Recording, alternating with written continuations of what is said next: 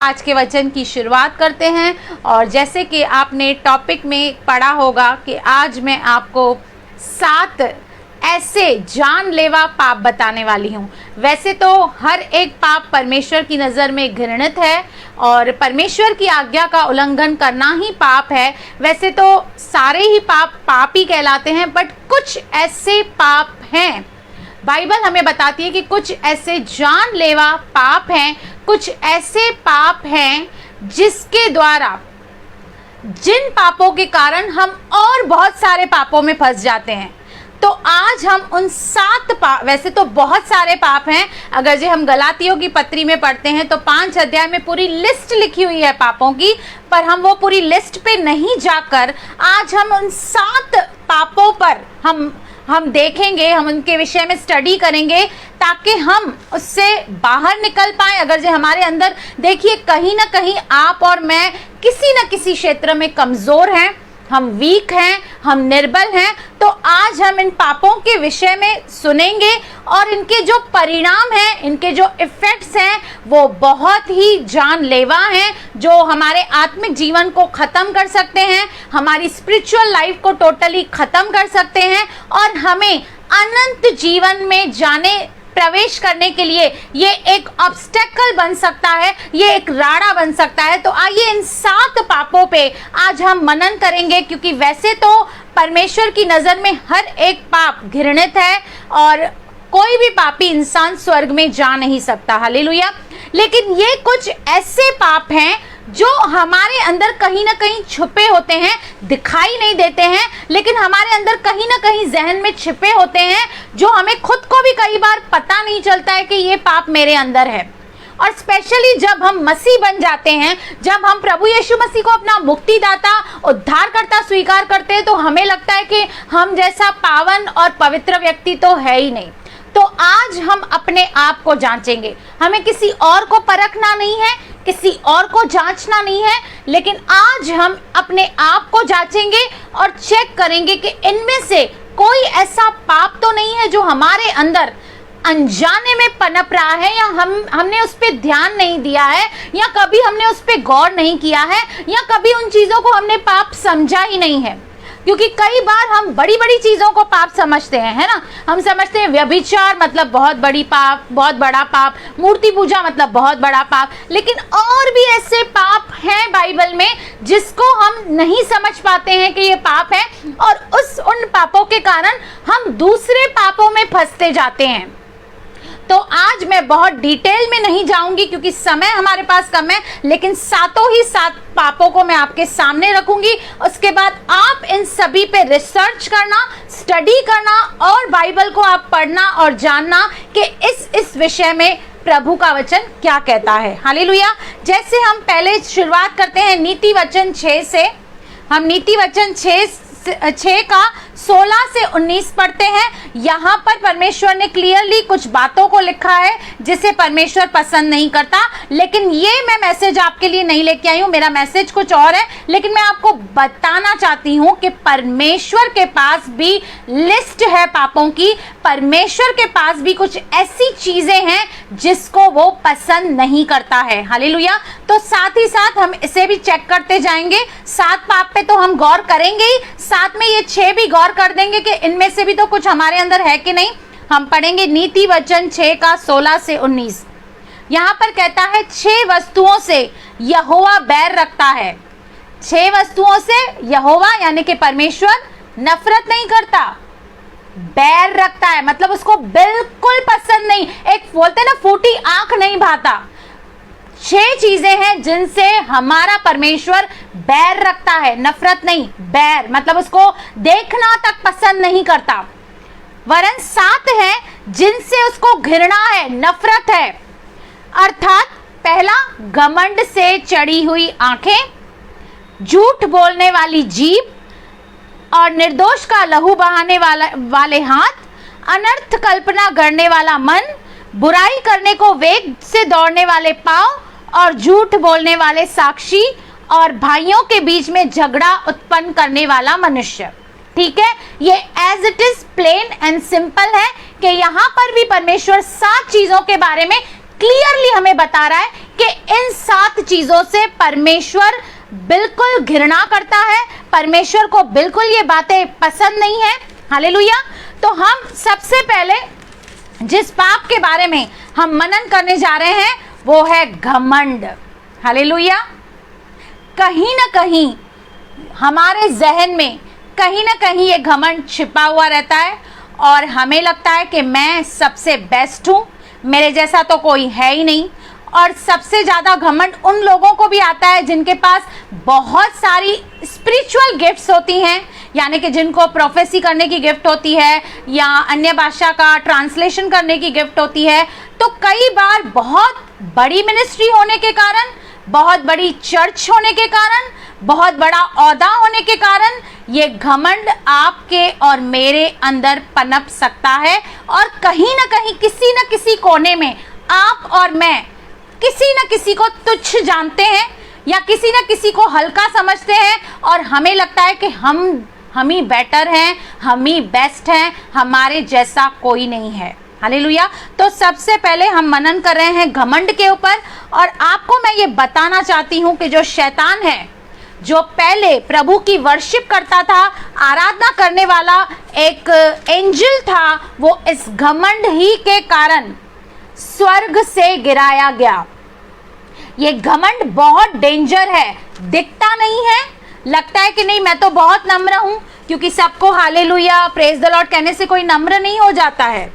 हम कई बार बहुत सारी चीजें अपने मन में सोचते हैं और हम सोचते हैं कि हम ही बेस्ट है और सामने वाले को तो कुछ आता ही नहीं है, इसको तो बाइबल पता ही नहीं है, इसकी तो चर्च बहुत छोटी है, इसकी तो मिनिस्ट्री बहुत छोटी है, मैं तो बहुत बड़ी मिनिस्ट्री करती हूँ, मेरे पास तो पवित्र आत्मा के 9 वरदान हैं, इसके पास तो वरदान भी नहीं है, इसको तो अन्य भाषा भी नहीं है।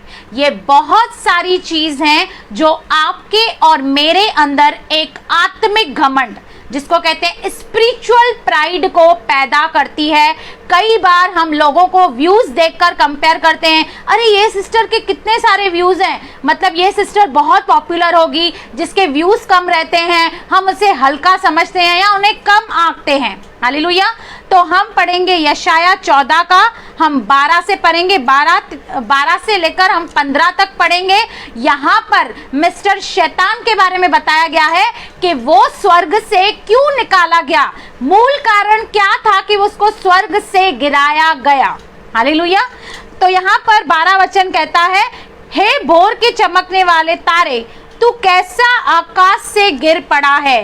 भोर को चमकने वाले तारे मतलब उसके पास इतनी सारे उपलब्धियां थी, इतने सारे नील थे, मणि थे, वो पूरा ज्योति से भरा हुआ था, वो एक वर्शिप करने वाला एंजल था, लेकिन उससे गिराया गया स्वर्ग से। हालेलुया। तू तो जाति जाति को हरा देता था, मतलब वो बहुत सामर्थी भी था, अब तू कैसे काट कर भूमि पर गिराया गया है। क्यों तू मन में कहता तो था, मैं स्वर्ग पर चढ़ूंगा, मैं अपने सिंहासन को ईश्वर के तारागण से अधिक ऊंचा करूंगा। उसने बाहर से कभी कहा नहीं था, मन में कहता था। और आपका और मेरा परमेश्वर मन की बातों को जांचने वाला परमेश्वर है। शायद बाहर से वो दिखाता होगा कि नहीं वो बहुत नम्र है, वो परमेश्वर की अधीनता में है, लेकिन मन में उसके एक घमंड पनप रहा था और उस घमंड के कारण वो प्लानिंग कर रहा था कि मैं तो अपना सिंहासन इतना ऊंचा करूंगा कि मैं परमेश्वर से भी आगे निकल जाऊंगा। हालेलुया। आज बहुत सारे लोग मसीह में होने के बाद एक कंपटीशन में चल रहे हैं, एक दूसरे से कंपटीशन कर रहे हैं, एक दूसरे के व्यूज के ऊपर कंपटीशन कर रहे हैं, एक दूसरे के सब्सक्राइबर्स के ऊपर कंपटीशन कर रहे हैं और हर इंसान ये चाह रहा है कि मैं फलां से आगे बढ़ जाऊं, मैं ABCD से मैं कैसे तो भी आगे बढ़ जाऊं और इस रेस में मैं नंबर 1 आ जाऊं। तो क्या आप और मैं परमेश्वर की महिमा कर रहे हैं या खुद को ऊंचा उठा रहे हैं? आज आपको और मुझे ये सोचना है, क्योंकि इस घमंड के कारण जब शैतान स्वर्ग से गिराया गया तो आप और मैं कौन हैं? ये मन में कहता था, बाहर से नहीं दिखाता था। और ये घमंड कहीं ना कहीं मन में ही पनपता है हमारे, क्योंकि बाहर से तो हम दिखाते ही नहीं है ना। बाहर से तो हम दिखाते कि हम बड़े नम्र हैं, हम तो हम्बल हैं, हमारे जैसे तो कोई व्यक्ति नहीं है। लेकिन मन के अंदर आपके और मेरे क्या चल रहा है, ये परमेश्वर भली भांति जानता है। हालेलुया। आगे देखिए, मैं अपने सिंहासन को ईश्वर के तारागण से अधिक ऊंचा करूंगा और उत्तर दिशा को शोर पर सभा के पर्वत पर विराजूंगा। मैं मेघों से भी ऊंचे ऊंचे स्थानों के ऊपर चढ़ूंगा। मैं परम प्रधान के तुल्य हो जाऊंगा। उसने सोचा कि मैं अब परमेश्वर के तुल्य हो जाऊंगा। उसके अंदर वो घमंड आ गया और वो परमेश्वर से भी आगे जाना चाहता था। और हुआ क्या? परंतु तू, कहता है 15 वचन, परंतु तू अधलोक में उस घड़े को तह तक उतारा जाएगा। परमेश्वर ने जान लिया कि इसके मन में घमंड उत्पन्न हो रहा है, और परमेश्वर, और न केवल उसके मन में घमंड उत्पन्न हुआ, लेकिन वहां पे और भी एंजल्स थे जिसको उसने भड़काया और अपने पास किया और उन्हें कहा कि हम पूरी टीम बनाएंगे और हम परमेश्वर से भी आगे निकल जाएंगे। तब परमेश्वर ने उस घमंड के कारण उसको स्वर्ग से निकाल दिया। यदि आप और मैं भी घमंड करेंगे, यदि आपको और मुझे आत्मिक घमंड भी आ गया, तो याद रखिए परमेश्वर आपको और मुझे नीचा करेगा। क्योंकि बाइबल की ये फॉर्मूला है, जो खुद को ऊपर करेगा परमेश्वर उसे नीचे करेगा, लेकिन जो खुद को नम्र करेगा, दीन करेगा, क्योंकि परमेश्वर अभिमानियों का सामना करता है पर दीनों पर वो अनुग्रह करता है। जो अभिमानी है, जिसको लगता है मेरी जैसी चर्च नहीं है कोई, जिसको लगता है मेरी जैसी मिनिस्ट्री नहीं है, मेरे जैसा मैं प्रचार कोई नहीं कर सकता, मेरे जैसा आराधना कोई नहीं कर सकता, मेरे अंदर तो सारे पवित्र आत्मा के वरदान है, कौन मुझे हरा सकता है, कौन मुझे कंपीट कर सकता है? जो भी ये स्पिरिचुअल प्राइड करेगा वह गिराया जाएगा। हालेलुया।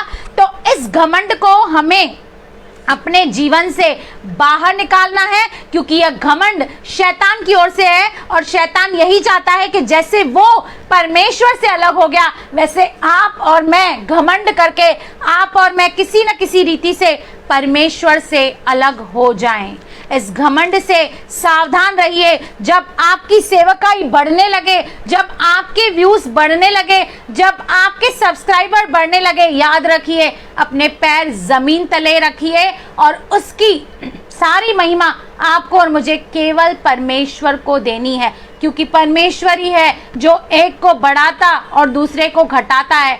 आपकी और मेरी अपनी कोई काबिलियत नहीं है जिसके द्वारा आप और मैं परमेश्वर के राज्य का काम कर सकें। ये तो उसका अनुग्रह है, ये तो उसकी दया है कि आज आप और मैं उसकी प्रेजेंस में बैठे हैं, उसकी वाणी को सुन रहे हैं, उसकी सेवा कर रहे हैं। वो चाहता तो ये कार्य स्वर्गदूतों को देता और वो हमसे भी कहीं अच्छे रीति से काम करते, लेकिन वो शुरुआत से, उत्पत्ति से ये चाहता है कि वो मनुष्य के साथ सहभागिता रखे, वह मनुष्य के साथ फेलोशिप रखे, वह मनुष्य के साथ सहकर्मी होके उसके साथ कार्य करे। हालेलुया।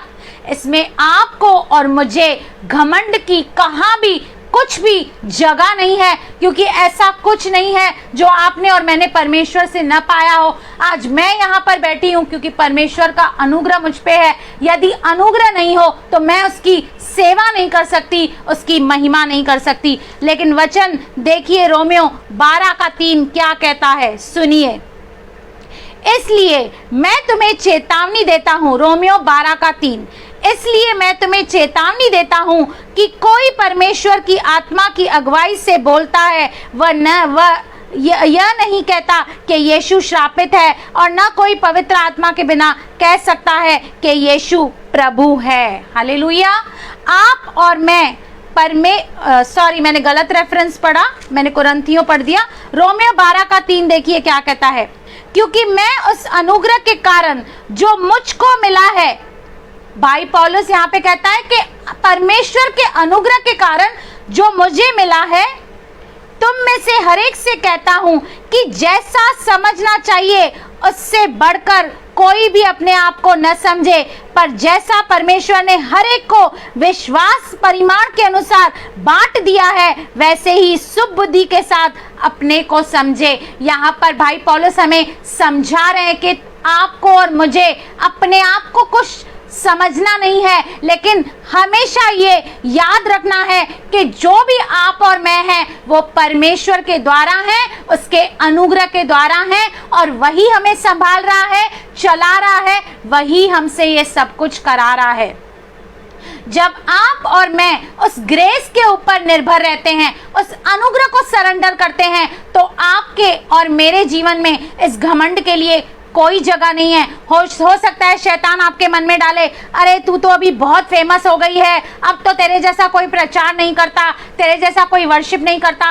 उसी वक्त राइट एट द मोमेंट आपको इस ख्याल को कैंसिल करना है और इसे पनपने नहीं देना है, क्योंकि अगर आप इस ख्याल को पनपने देंगे अपने दिल में, तो ये घमंड की सूरत लेकर आपको और मुझे परमेश्वर से दूर कर देगा। तो इस घमंड को, चाहे बहुत लोगों को पैसे का घमंड नहीं होता है, लेकिन कुछ लोगों को आत्मिक घमंड, जैसे मैंने बताया, स्पिरिचुअल प्राइड रहता है, अपनी उस सेवकाई पर अभिमान रहता है, अपनी उस मिनिस्ट्री पर उन्हें अभिमान रहता है। वो समझते हैं कि उनके जैसा कोई नहीं है और वो दी बेस्ट है, जबकि यीशु मसीह में प्रभु का वचन कहता है कि दूसरों को अपने से अच्छा समझो। लेकिन हम कई बार इस घमंड के चलते हुए दूसरों को तुच्छ और अपने आप को दी बेस्ट समझते हैं। ये एक घमंड है और ये दिखता नहीं है, ये अंदरूनी बात है, लेकिन आज आपको और मुझे चेक करना है और इस घमंड को हमारे जीवन से दूर करना है। हालेलुया। अब हम नेक्स्ट देखेंगे व्यभिचार। अब परमेश्वर दोनों ही किस्म के व्यभिचार से घृणा करता है, चाहे वो आत्मिक व्यभिचार हो, यानी कि जीवित परमेश्वर को छोड़ हम किसी की भी उपासना करते हैं या उसे दंडवत करते हैं, तो उसे कहते हैं आत्मिक व्यभिचार। और एक होता है शारीरिक व्यभिचार, मतलब अपने लीगल वाइफ या हस्बैंड को छोड़कर किसी के भी साथ हमारा कुछ भी अगर जो रिलेशन है, तो उसे कहते हैं स्पिरिचुअल आइडोलेट्री, मतलब शारीरिक व्यभिचार, जिसको बोलते हैं आइडोलेट्री, जो परमेश्वर की नजर में बहुत घृणित है। हालेलुया। लेकिन आप ये कहेंगे कि हम तो विश्वासी हैं, हमने तो उद्धार पाया है, हम तो सेवकाई करते हैं, हम कहाँ व्यभिचार करते हैं, हम तो व्यभिचारों से निकल चुके हैं। लेकिन मैं आपको बताना चाहती हूँ, यदि आपका मोबाइल आपके लिए एक मूर्ति के समान है कि आप सुबह उठ के जब धन्यवाद नहीं करते, जब प्रार्थना नहीं करते और इस मोबाइल को लेकर आप जब बैठ जाते हैं, तो ये भी एक मूर्ति पूजा है। क्यों? क्योंकि आपने परमेश्वर की जगह उस मोबाइल को दे दी।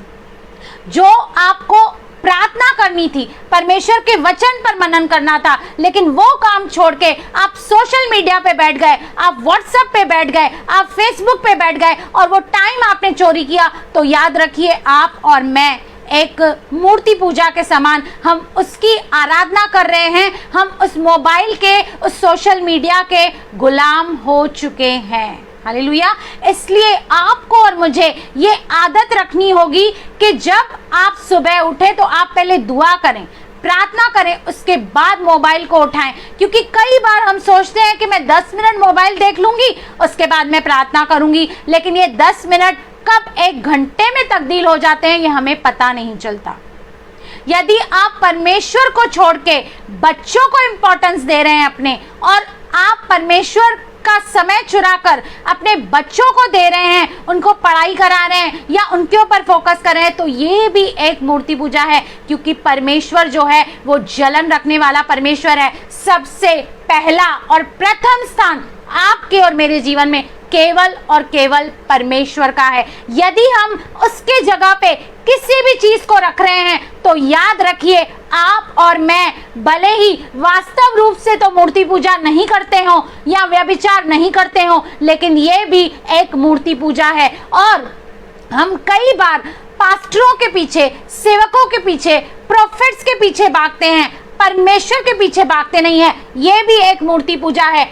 अच्छी बात है, आप किसी भी सेवक की रेस्पेक्ट कीजिए, उनके लिए प्रार्थना कीजिए, उनके साथ अच्छे रिलेशंस रखिए, मुझे कोई दिक्कत नहीं है। लेकिन परमेश्वर की जगह उस, अगर जो आप परमेश्वर के दास को दे रहे हैं, उसके पीछे भाग रहे हैं और आप सोच रहे हैं कि ये आगे निकल गया है, मैं भी आगे निकल जाऊंगी, तो याद रखिए आप और मैं एक मूर्ति पूजा कर रहे हैं। हालेलुया। और परमेश्वर इन दोनों से ही घृणा करता है, नफरत करता है। हम पढ़ेंगे पहला कुरिन्थियों 6 अध्याय 15 से लेकर 18 तक हम पढ़ेंगे। वचन क्या कहता है?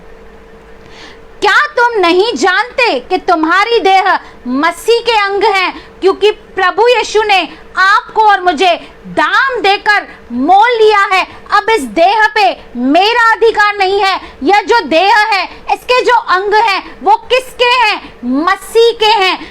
आगे देखिए क्या कहता है, क्या तुम नहीं जानते कि तुम्हारी देह मसीह के अंग हैं? तो क्या मैं मसीह के अंग लेकर उन्हें वैश्या के अंग बनाऊं? कदापि नहीं। क्या मैं ये परमेश्वर के जो अंग मुझे दिए हैं परमेश्वर ने, क्या मैं इसे लेकर गलत कामों के लिए इस्तेमाल करूं, गलत चीजों के लिए इस्तेमाल करूं? याद रखिए, अगर जे आप इस अंग को गलत चीजों के लिए यूज कर रहे हैं, तो आप मसीह के अंग को यूज कर रहे हैं, क्योंकि ये अंग, ये देह हमारी नहीं है, क्योंकि प्रभु यीशु मसीह ने दाम देकर हमें मोल लिया है। आगे देखिए क्या कहता है,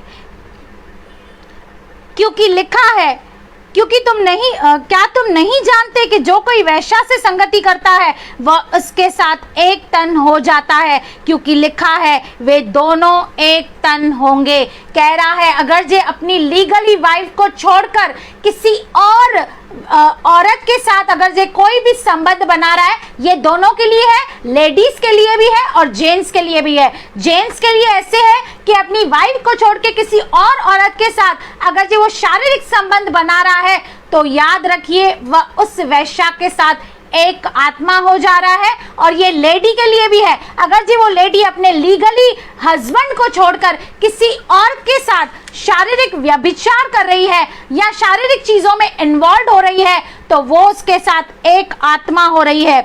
और कहता है जो प्रभु की संगति में रहता है वह उसके साथ एक आत्मा हो जाता है। व्यभिचार से बचे रहो। परमेश्वर क्लियरली कहता है कि व्यभिचार से बचे रहो। आगे देखिए क्या कहता है, जितने अन्य पाप मनुष्य करता है वह देह के बाहर है। यानी कि व्यभिचार को छोड़कर आप और मैं जो भी पाप करते हैं वो हमारी देह के बाहर हैं। आगे, परंतु व्यभिचार करने वाला अपनी ही देह के विरुद्ध पाप करता है। कैसे? सुनिए, जब आप में से अगर जे आप या मैं अगर जे एग्जाम्पल दे रही हूं, हमें नशा करने की आदत है या हम ड्रिंक करते हैं, तो उसके द्वारा क्या होगा? ज्यादा से ज्यादा मेरे लिवर डैमेज हो जाएगा, किडनी डैमेज हो जाएगी या मुझे कोई शारीरिक बीमारी आ जाएगी, राइट? लेकिन ये जो व्यभिचार है ये आपके आत्मा और प्राण को दूषित करता है और आपकी आत्मा और प्राण को परमेश्वर से दूर करता है। और याद रखिए, अनंत जीवन में, स्वर्ग में ये शरीर नहीं जाने वाला, ये शरीर लोप हो जाएगा, लेकिन आत्मा और प्राण ही है जो अनंत जीवन में जाएंगे। पर ये जो इंसान व्यभिचार करता है वो अपने आत्मा और प्राण को दूषित कर देता है। और यदि आपकी और मेरे आत्मा और प्राण दूषित हो गए तो आप और मैं कभी भी स्वर्ग में प्रवेश नहीं कर पाएंगे, क्योंकि जितने भी पाप अन्य हर एक इंसान करता है वह देह के बाहर है, लेकिन ये जो व्यभिचार है ये अपनी ही देह के विरुद्ध में वो व्यक्ति पाप करता है। हालेलुया। और आगे देखिए क्या कहता है, व्यभिचार से बचे रहो। जितने अन्य पाप मनुष्य करता है वह देह के बाहर है, परंतु व्यभिचार करने वाला अपने ही देह के विरुद्ध पाप करता है। क्या तुम नहीं जानते कि तुम्हारी देह पवित्र आत्मा का मंदिर है जो तुम में बसा हुआ है और तुम्हें परमेश्वर की ओर से मिला है? तुम अपने नहीं हो, क्योंकि तुम दाम देकर मोल लिए गए हो। इसलिए अपने देह के द्वारा परमेश्वर की महिमा करो। अपने हर एक अंगों के द्वारा परमेश्वर की आपको और मुझे महिमा करनी है। ये जो लस्ट है, ये जो व्यभिचार है, ये बहुत सारे पापों की जड़ होती है। हालेलुया। बहुत सारे आज आप पाप उठा लीजिए, न्यूज़पेपर उठा लीजिए, कहीं भी न्यूज़ चेक कर दीजिए, आज कितनी हम ऐसे समाचार सुनते हैं, न्यूज़ सुनते हैं जहां पर छोटे छोटी बच्चियों के साथ, 4-4, 5 साल की बच्चियों के साथ गलत काम किया जाता है। उनके अपने घर वाले गलत काम करते हैं, बाप बेटी के साथ गलत काम करता है। ये जो व्यभिचार है ना, ये इंसान की बुद्धि को शून्य कर देता है और सही गलत का जो भेद है वो खत्म हो जाता है और इंसान को समझ में ही नहीं आता है कि मुझे क्या करना है और क्या नहीं करना है। लेकिन आप और मैं परमेश्वर के चुने हुए बच्चे हैं, आप और मैं परमेश्वर की संतान हैं, इसलिए इस खतरनाक पाप से आपको और मुझे दूर रहना है। क्योंकि याद रखिए, इज़राइली जो हैं वह मिस्र से तो निकले, मिस्र की गुलामी से निकल गए, लेकिन वो कनान देश तक पहुंच नहीं पाए क्योंकि उन्होंने उस जंगल में व्यभिचार किया, परमेश्वर की परीक्षा की। इसलिए परमेश्वर ने उन्हें वहां ही दंडित किया और उनकी लाशें वहां बिछाई गई इस व्यभिचार के कारण। आप 1 कुरिन्थियों 10 अध्याय पढ़ लेना, आपको इसमें पता चल जाएगा कि उन्होंने भी ऐसा व्यभिचार किया, आत्मिक व्यभिचार भी किया, शारीरिक व्यभिचार भी किया, इसलिए वो कनान देश नहीं पहुंचे। आज आपका और मेरा कनान देश क्या है? आपका और मेरा कनान देश वो स्वर्ग है, वो अनंत जीवन है। यदि आप और मैं किसी भी रीति से इस पाप में शामिल होते हैं, डायरेक्टली या इनडायरेक्टली, या इस पोर्नोग्राफी के जरिए, बहुत सारे लोग हैं जिनको अश्लील वीडियो देखने की आदत है, यदि वो भी ऐसे कर रहे हैं तो वो भी एक किस्म का व्यभिचार है और व्यभिचारियों को स्वर्ग के राज्य में कोई मीरास नहीं है। व्यभिचारी लोग स्वर्ग के राज्य में प्रवेश नहीं कर पाएंगे। हालेलुया। तो आपको और मुझे इस घृणित पाप से बचना है, अपने आप को भी बचाना है, अपने बच्चों को भी संभालना है, हमारी फैमिली को भी संभालना है, हमारे हस्बैंड को संभालना है, आपके पूरे घराने को इस पाप से डायरेक्टली या इनडायरेक्टली भी हमें इन्वॉल्व नहीं होना है किसी भी चीज़ में। क्योंकि आजकल जो माहौल चल रहा है, जो फेस्टिवल का माहौल चल रहा है, जो अन्य जाति के लोग कर रहे हैं, वहाँ पे आपको और मुझे पूरा अवसर मिलेगा कि आप और मैं उसमें शामिल हो। लेकिन ये आपके और मेरे ऊपर डिपेंड करता है कि आप और मैं क्या स्टैंड लेते हैं। मेरे घर पे कोई भी इस किस्म का चंदा मांगने नहीं आता है सालों से, क्योंकि मैंने शुरू से उन्हें बता दिया है, उन्हें जता दिया है कि मैं एक विश्वासी हूँ, मैं प्रभु यीशु मसीह को मानती हूँ, इसलिए मैं इन चीज़ों में डायरेक्टली या इनडायरेक्टली कहीं भी मैं इन्वॉल्व नहीं हो सकती। आपको और मुझे स्टैंड लेना होगा, कहीं ना कहीं आपको और मुझे उन्हें ये दिखाना होगा कि हम उनसे अलग हैं और हम अपने परमेश्वर के प्रति, उसकी आज्ञाओं के प्रति हम जिम्मेदार हैं और हम वफादार हैं। हालेलुया। ऐसे नहीं संसार में भी हाँ हाँ, मसीह में भी हाँ हाँ, इन दोनों नावों में कभी भी सवार होके हम कभी भी अपने किनारे तक नहीं पहुंच पाएंगे। कुछ बातों को आपको और मुझे ना करना सीखना होगा, स्टैंड लेना सीखना होगा और अपने परमेश्वर की आज्ञाओं का पालन करना होगा। हालेलुया। चलिए तीसरे में चलते हैं, लस्ट, लालच। हम पढ़ते हैं 1 तीमुथियुस 6 का 9 और 10 वचन। 1 तीमुथियुस 6 का 9 और 10 वचन। इस लस्ट या लालच का क्या मतलब है? मतलब over desire for material wealth. एक होता है कि हाँ, मुझे अपनी बेसिक नीड जैसे रोटी, कपड़ा, मकान, इसके लिए मुझे पैसे चाहिए, वो एक अलग बात है। लेकिन कई लोगों को बहुत ज्यादा वासना होती है पैसों की, कपड़ों की, बहुत सारी चीजों की लस्ट होती है उनके अंदर, लालच होती है कि मैं और पैसे वाला बन जाऊं, मैं और करोड़पति बन जाऊं। और याद रखिए, ये जो लालच है ये कभी खत्म नहीं होती है। अगर आप लखपति बन गए तो आप सोचेंगे अब मैं करोड़पति कैसे बनूं, जब करोड़पति बन जाएंगे सोचेंगे अब मैं अरबपति कैसे बनूं। ऐसे इंसान कभी अपने लाइफ में संतुष्ट नहीं रहते हैं और वो और पाना चाहते हैं, वो और इकट्ठा करना चाहते हैं और किसी की हेल्प भी नहीं करते, वो सिर्फ इकट्ठा करते जाते हैं। तो याद रखिए, ये परमेश्वर की नज़र में पाप है ओवर डिजायर, हद से ज्यादा एक डिजायर रखना, एक इच्छा रखना दुनिया की चीजों को पाने की, वो उसको कहते हैं लालच या लस्ट। पहला तिमुथियुस 6:9 और 10 सुनिए क्या कहता है।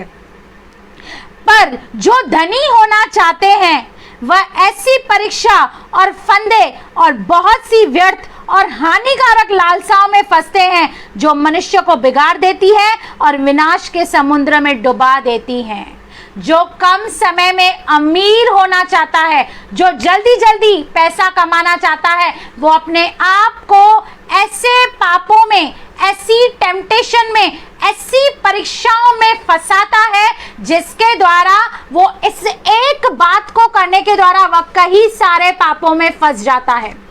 जिसको जल्दी कुछ करना पड़ेगा उसको चीटिंग करनी पड़ेगी, उसको झूठ बोलना पड़ेगा, उसको हेरा फेरी करनी पड़ेगी, उसे किसी न किसी कुछ ना कुछ टोपी यहाँ की वहां फैलानी पड़ेगी। यानी कि एक चीज पाने के लिए आपको अनगिनत पाप करने पड़ते हैं। ये एक ऐसी चीज है। और लालच कई किस्म का होता है, सिर्फ पैसे का नहीं होता। कई लोगों को कपड़ों का लालच होता है, किसी के बीवी का लालच होता है, किसी के बच्चों का लालच होता है। ऐसी बहुत सारी लालसाएं हैं, ऐसी बहुत सारी लालच है जिससे कई विश्वासी जो हैं उन्होंने अपने विश्वासी जीवन को छलनी कर दिया। आगे देखिए क्या कहता है, क्योंकि 10 वचन, रुपए का लोभ सब प्रकार की बुराइयों की जड़ है। हर एक बुराई को जब आप देखते हैं, हर एक पाप को जब आप देखते हैं, तो उसके तय में कहीं ना कहीं वह रुपए का लोभ होता है या व्यभिचार होता है। और कोई कारण मुश्किल ही आपको मिलेगा। किसी भी पाप के पीछे आप स्टडी कर लीजिए, जब आप उसकी जड़ में जाएंगे तब आपको पता चलेगा कि इसकी जड़ या तो पैसा है या तो व्यभिचार है। कहता है रुपए का लोभ सब प्रकार की बुराइयों की जड़ है, जिसे प्राप्त करने का प्रयत्न करते हुए बहुतों ने विश्वास से भटककर अपने आप को नाना प्रकार के दुखों से छलनी बना लिया है। वो इस लालच के कारण उन्होंने अपने विश्वास को खो दिया है, उन्होंने अपने मसीह जीवन को खो दिया है, उन्होंने उन प्रतिज्ञाओं को खो दिया है, उन्होंने परमेश्वर को खो दिया है, सिर्फ इस लालच के कारण कि मुझे और चाहिए। अमीर होना कोई बुरी बात नहीं है।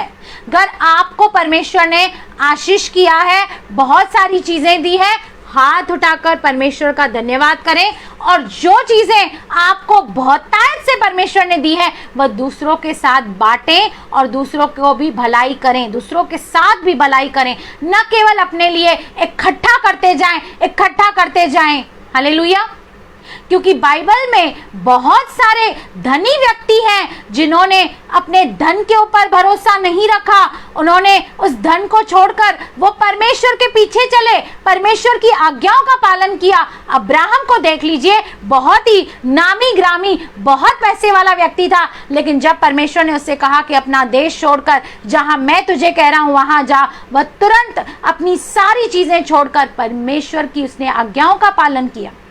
अयूब को देख लें, जो अयूब एक ऐसा व्यक्ति है जो बहुत धनाढ्य व्यक्ति था, जिसके पास सब कुछ था, लेकिन फिर भी जब परीक्षा आई, जब परमेश्वर के द्वारा उसे परखा गया, तो उसने वो सारी चीजें खो दी, पर फिर भी परमेश्वर के ऊपर कभी उंगली नहीं उठाई। तो धनी होना कोई बुरी बात नहीं है, लेकिन धनी होने के बाद जब आप और मैं अपना भरोसा केवल उस धन पर रखते हैं, अपना फोकस उस धन पर रखते हैं और पूरा दिन उसे पाने का जब आप और मैं प्रयत्न करते हैं, तो ये एक लालच को, एक लस्ट को दर्शाता है और उसके द्वारा हम और बहुत सारे पापों में फंसते जाते हैं और आपको और मुझे ये पता भी नहीं चलता है।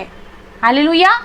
पैसा अच्छा है, पैसा जरूरी है, लेकिन एक पर्याप्त मात्रा में और सही तरीके से कमाया हुआ धन ही आपके और मेरे जीवन में आशीषों को लाएगा। क्योंकि वचन कहता है जो धन यहोवा देता है उसमें वो दुख की मिलावट नहीं करता। यानी कि जो धन गलत तरीके से कमाया गया है उसके अंदर दुख की मिलावट होती है और हम बहुत सारे करोड़पति व्यक्ति को देखते हैं कि इतने करोड़पति हैं, करोड़ों की गाड़ी में घूमते हैं, लेकिन 1 रुपए का चॉकलेट नहीं खा सकते। क्यों? क्योंकि उनको तो डायबिटीज है, शुगर है, बीपी है। पूरा दिन ये टेंशन रहता है कि अब मैंने पैसा तो कमा लिया, अब इसको कहाँ संभाल के रखूं, अब मैं कैसे इसे संभालूं, कैसे मैं इनकम टैक्स की चोरी करूं, कैसे मैं इसे गवर्नमेंट से छिपा के रखूं। वो पूरा दिन इन बातों में फंसा रहता है।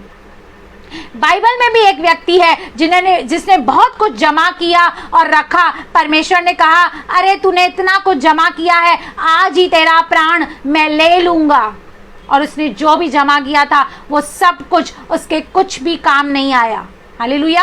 एक और व्यक्ति को देखते हैं, एक युवक को देखते हैं जो अनंत जीवन पाने के लिए प्रभु यीशु मसीह के पास आया और वो बहुत सारी आज्ञाओं का भी पालन करता था, लेकिन परमेश्वर ने उससे कहा कि तू अपनी मिल्कियत को, अपने पैसों को बेच दे और कंगालों को दे। वह उदास होकर चला गया क्योंकि उसका जो मोह था उसके धन के ऊपर था। इसलिए वो प्रभु यीशु मसीह के पास आने के बाद भी, उससे बातें करने के बाद भी अनंत जीवन को प्राप्त नहीं कर सका। याद रखिए, यदि आपने और मैंने उद्धार पाया है, लेकिन अगर जो आपका और मेरा भरोसा उस परमेश्वर के ऊपर है, तो परमेश्वर हमें संभालेगा, हमारी हर एक जरूरत को पूरा करेगा, अपने महिमा के धन के अनुसार हमारी सारी कमी घटी को दूर करेगा। लेकिन अपना भरोसा उस परमेश्वर पर करें, उस धन पर नहीं, क्योंकि धन तो चंचल है। आज आपके पास है, कल मेरे पास होगा, आज आपके पास है, कल नहीं होगा। लेकिन परमेश्वर जो है वो आपके और मेरे साथ हमेशा रहने वाला है। हालेलुया। तो इस लस्ट को आज आपको और मुझे अपने जीवन से मिटा देना है। दूसरा पाप शायद आप बहुत कम सुने होंगे, लेकिन मैं आपको बताना चाहती हूं, आलस, सुस्ती। अरे भाई आज चले जाओ किसके लिए दुआ करने, हाँ आज तो नहीं हो रहा है, कल जाऊंगा। अरे भाई किसके लिए प्रार्थना कर दो फोन पे, नहीं आज तो बहुत काम है। आलस और सुस्ती किसके लिए? परमेश्वर के काम में। आपको परमेश्वर ने इतनी सारी नेमतों से नवाजा है, क्यों? ताकि आप और मैं उस टैलेंट को, उन नेमतों को हम परमेश्वर के राज्य और महिमा के लिए इस्तेमाल करें। पर यदि उन नेमतों को, उन तोड़ों को हम इस्तेमाल नहीं करते और सुस्ती करते हैं, आलसपन करते हैं, किसमें? प्रार्थना करने में, बाइबल पढ़ने में, सुसमाचार बताने में, परमेश्वर की आराधना करने में, तो याद रखिए आप और मैं पाप कर रहे हैं।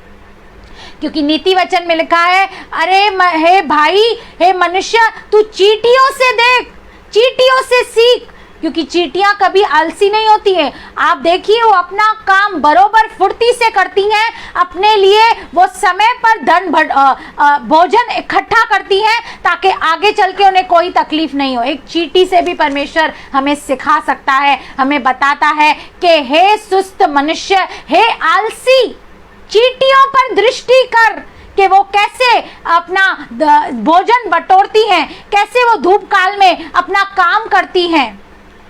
क्योंकि लिखा है जो काम न करे वो खाने भी न पाए। यानी कि आप और मैं भले ही परमेश्वर की सेवा करें, भले फुल टाइम मिनिस्ट्री करें, लेकिन आपको और मुझे परमेश्वर का जो काम करना है वो ठंडी सांस लेकर नहीं, लेकिन तुरंत करना है, फुर्ती से करना है, मन से करना है। क्योंकि परमेश्वर हर्ष से काम करने वाले से प्रसन्न रहता है। वह कुड़ आलस बना, सुस्ती बना, ये परमेश्वर को कदापि पसंद नहीं है। क्योंकि हम देखते हैं तीतुस 1:12 में लिखा है कि यहाँ पर क्रेते के लोगों के बारे में बताया गया है।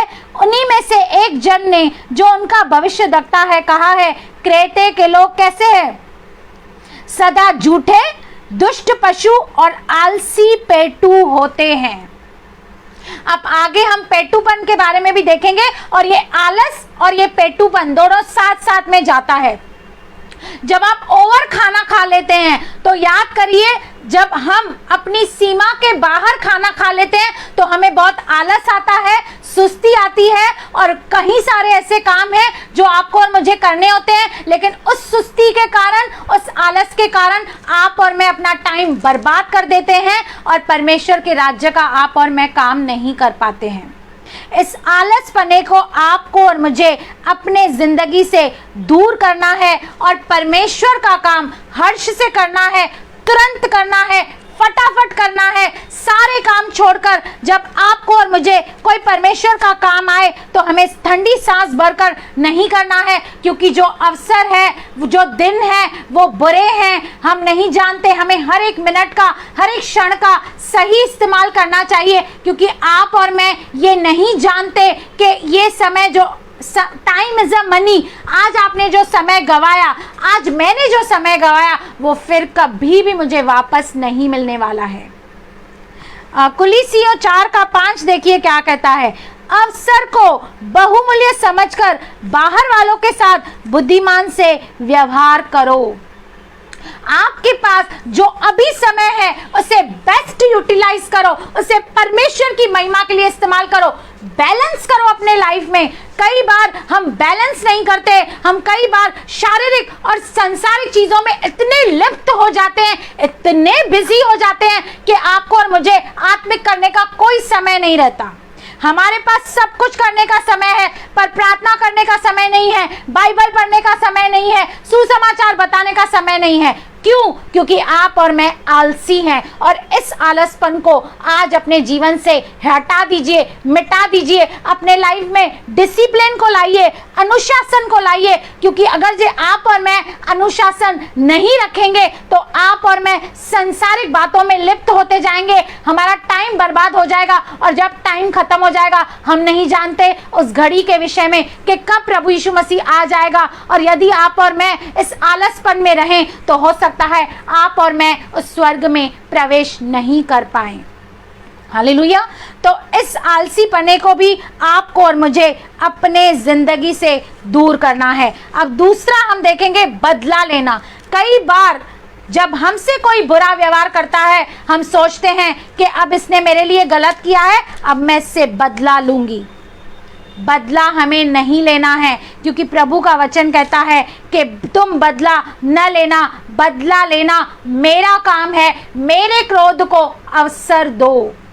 आपसे कोई कितना भी बुरा व्यवहार करे, कितना भी आपका नुकसान करे, लेकिन आपको और मुझे किसी से भी बदला नहीं लेना है। रोमियो 12:19 वचन, हे प्रियो बदला न लेना, परंतु परमेश्वर के क्रोध को अवसर दो, क्योंकि लिखा है बदला लेना मेरा काम है। प्रभु कहता है मैं ही बदला दूंगा। जिसने भी आपसे बुराई की है, जिसने आपका नुकसान किया है, आप शांत रहिए। जब आप चुप रहेंगे, परमेश्वर के ऊपर निर्भर रहेंगे, तो परमेश्वर बदला लेगा। यदि आप बदला लेंगे तो परमेश्वर चुप हो जाएगा, कहेगा ठीक है तुझे खुद से ये करना है, ले ले बदला। पर आपको और मुझे किसी से भी कोई बैर नहीं रखना है, बदला नहीं लेना है। परंतु यदि तेरा बैरी भूखा हो तो उसे खाना खिला, यदि प्यासा हो तो उसे पानी पिला, क्योंकि ऐसा करने से तू उसके सिर पर आग के अंगारों का ढेर लगाएगा। बुराई से न हारो, परंतु भलाई से बुराई को जीत लो। आपको और मुझे बुराई के बदले बुराई नहीं करनी, लेकिन आपको और मुझे बुराई के बदले भलाई करके सामने वाले को जीत लेना है, सामने वाले को परमेश्वर का प्रेम देना है, प्रभु यीशु मसीह की दया और करुणा देनी है, जिसके द्वारा वो हैरान हो जाए, वो सोचने लगे, सोचने पर मजबूर हो जाए कि मैंने इसके साथ इतना गलत किया, लेकिन फिर भी इसने मुझसे बदला नहीं लिया, इसने मुझसे कोई भी ऐसी गलत बात नहीं की, लेकिन जब भी मैं इससे कुछ हेल्प लेने जाता हूँ या जाती हूँ, ये मेरी हेल्प करती है। हालेलुया। तो आपका और मेरा स्वभाव ऐसा होना चाहिए कि हम बुराई के बदले भलाई करें, पर कभी भी बुराई के बदले बुराई नहीं करें। हम कई बार बुराई का सामना बुराई से करना चाहते हैं, हम कर तो लेते हैं, लेकिन उसके द्वारा हम सामने वाले की आत्मा को खो देते हैं। लेकिन जब आप और मैं बुराई के बदले भलाई करते हैं तो आप और मैं उसे जीत लेते हैं। किसके द्वारा? प्रेम के द्वारा। और आपको और मुझे मसीह ने भी जीत लिया है। किसके द्वारा? प्रेम के द्वारा। हालेलुया। अब हम देखेंगे जलन, जेलसी, कि ये क्यों आगे बढ़ रही है, इसका नाम क्यों हो रहा है, ये पास्टर फेमस क्यों हो रहा है, इसकी मिनिस्ट्री क्यों आगे जा रही है। जलन, हाँ, ये मसीहों के अंदर भी काम करती है। जलन, अब हम देखेंगे नीति वचन 14 का 30। शांत मन तन का जीवन है, परंतु मन के जलने से हड्डियां भी जल जाती हैं। ये जलन करके आप और मैं क्या करते हैं? अपने हड्डियों का नुकसान करते हैं। आप और मैं खुद को अंदर से कमजोर करते हैं। जलन करके आप किसी का भी कुछ भी उखाड़ नहीं सकते, क्योंकि जो अनुग्रह जिसको मिला है, परमेश्वर ने जिसे जिस बात के लिए चुना है, वह होके रहेगा। परमेश्वर उसे बढ़ा के रहेगा। आप और मैं जलन करके कुछ भी प्राप्त नहीं कर पाएंगे।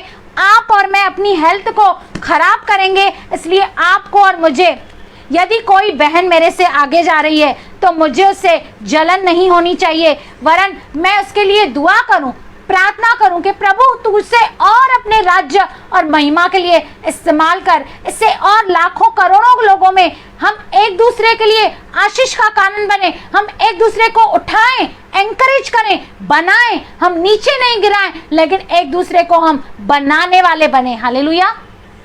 तो इस जलन को, ये जलन भी कई बार हमारे अंदर आ जाती है, हमें ये दिखाने के लिए कि देखो ये कैसे आगे बढ़ गई, ये मिनिस्ट्री कैसे आगे बढ़ गई, ये चर्च कैसे आगे बढ़ गया। अरे ये बहन तो कल की आई हुई है, इसको प्रचार भी आता है, इसको तो आराधना भी आती है, इसको तो सब कुछ आता है। हमें जलन नहीं करनी है, वरन अगर जे कोई भी आपको दिखता है कि ये आपसे आगे जा रहा है, हाथ उठाकर प्रभु का धन्यवाद करो, कहो मैं इस पास्टर को आशीष करती हूँ, मैं इसकी सेवकाई। दूसरे के लिए दुआ करेंगे, प्रभु आपको भी बहुत आयत से आशीष करेगा। अगर आप जलन रखेंगे तो परमेश्वर उसको तो बढ़ाता जाएगा। और हालेलुया, सॉरी बीच में इंटरप्शन हो गया था। जलन रखने के कारण आप और मैं परमेश्वर की आज्ञा का उल्लंघन करते हैं, क्योंकि कुरिन्थियों 3:3 में देखिए पौलुस क्या कहता है, क्योंकि अब तक शारीरिक हो, इसलिए कि जब भी तुम में डाह और झगड़ा है तो क्या तुम शारीरिक नहीं। अगर जे हम डाह और झगड़ा या जलन रखते हैं तो याद रखिए आप और मैं आत्मिक नहीं, लेकिन अब तक शारीरिक ही हैं। भले आपने और मैंने बपतिस्मा पा लिया है, प्रभु यीशु मसीह को पा लिया है, लेकिन आप और मैं कहीं ना कहीं शारीरिक हैं। कहीं ना कहीं आप और मैं अभी तक सत्य को सही रीति से जान नहीं पाए हैं। हालेलुया। तो इस जेलसी को हमें अपने जहन से, अपने पर्सनालिटी से निकाल देना है, और किसी के लिए भी हमें कोई भी जलन नहीं रखनी है। नेक्स्ट हम देखेंगे पेटूपन। हद से ज्यादा खाना खाना या खाने का गुलाम होना, उसको कहते हैं ग्लूटोनी, यानी कि पेटूपन। ये सबसे बड़ा पाप है, और ये पाप ऐसा है, ये पाप नजर नहीं आता, क्योंकि कई लोग आपने देखा होगा वो खाने के पीछे इतने वो है कि खाने के वो गुलाम हैं, खाने के बिना रह नहीं सकते, और उनके अंदर कभी भी आप सेल्फ कंट्रोल यानी कि संयम को नहीं देखेंगे। पर बाइबल इसके बारे में क्या कहती है हम देखेंगे। नीति वचन 16 का 32 वचन, नीति वचन 16 का 32।